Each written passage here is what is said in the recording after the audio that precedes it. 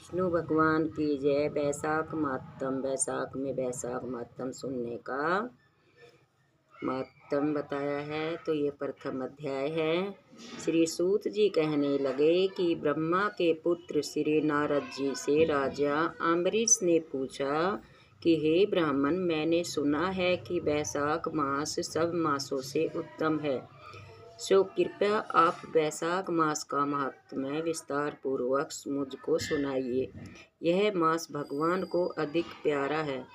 इस महीने में क्या दान करना चाहिए और उसका क्या फल है?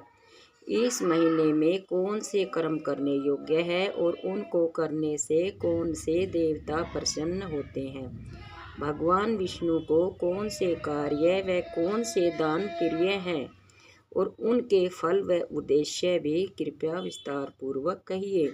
भगवान का पूजन कैसे और किन वस्तुओं से करना चाहिए, ये सब बातें पूछ रहे हैं। अब नारद जी बोले, हे राजन, सब मासों का वृत्तांत भगवान ने लक्ष्मी जी से कहा था और मुझको ब्रह्मा जी ने सुनाया था। यह महीना विद्याओं में वेद विद्या, मंत्रों में प्रणव, वृक्षों में कल्प वृक्ष और गौओं में कामधेनु, नागों में शेषनाग और पक्षियों में गरुड़ और देवों में विष्णु और वर्णों में ब्राह्मण और प्रिय वस्तुओं में प्राण और मित्रों में भार्या, नदियों में गंगा, तेजस्वियों में सूर्य, शस्त्रों में चक्र, धातुओं में सवना और वैष्णवों में शिव और रत्नों में कौस्तुभ मणि के समान है। भगवान की भक्ति के लिए ये मास सबसे उत्तम है। मेष राशि के संक्रांति अथवा बैसाख मास में जो सूर्य उदय से पहले स्नान करता है, उस पर भगवान लक्ष्मी सहित सदा प्रसन्न रहते हैं।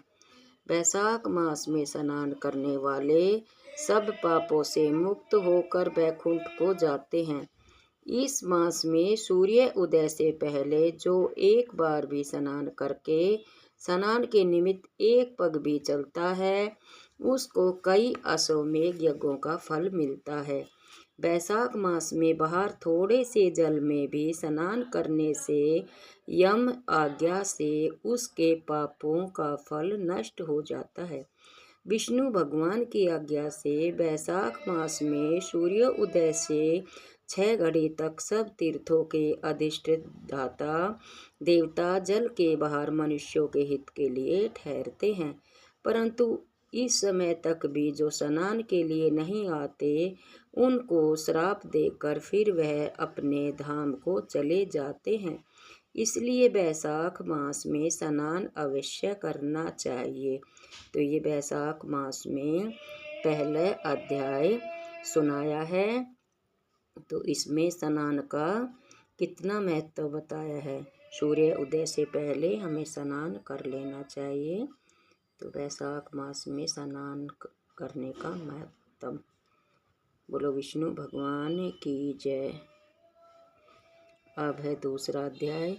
श्री नारद जी कहने लगे, जिस प्रकार सतयुग के समान युग, वेद समान शास्त्र, गंगा जी जैसा तीर्थ और जलदान जैसा दान, भार्या समान सुख और खेती जैसा धन और जीवन के समान लाभ, नेत्रों के समान ज्योति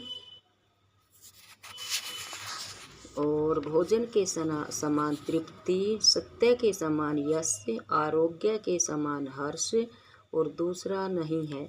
ऐसे ही बैसाख जैसा अन्य कोई मास भगवान को प्यारा नहीं है। जो इस महीने को व्यर्थ गवा देते हैं, वह धर्महीन शीघ्र ही पशु योनि पाते हैं। संसार में अनेक प्रकार के व्रत तप आदि हैं जो अत्यंत कष्ट साध्य हैं और उनसे फिर जन्म लेना पड़ता है, परंतु बैसाख मास में केवल स्नान मात्र से मनुष्य मोक्ष को प्राप्त होता है। सब दानों तथा तीर्थों के स्नान का फल बैसाख में केवल जल दान से ही मिल जाता है। जिसमें जल दान देने की भी शक्ति न हो, वह दूसरे से दान दिलवाए, उनका भी वही फल होता है। जो पथिकों के लिए प्याऊ लगाता है वह अपने कई कुलों का उद्धार करता है। प्याऊ लगाने से देवता, पितर तथा ऋषि अत्यंत प्रसन्नता को प्राप्त होते हैं। बल की इच्छा हो तो जलदान, पवन की इच्छा हो तो पंखा बैसाख मास में दान दे।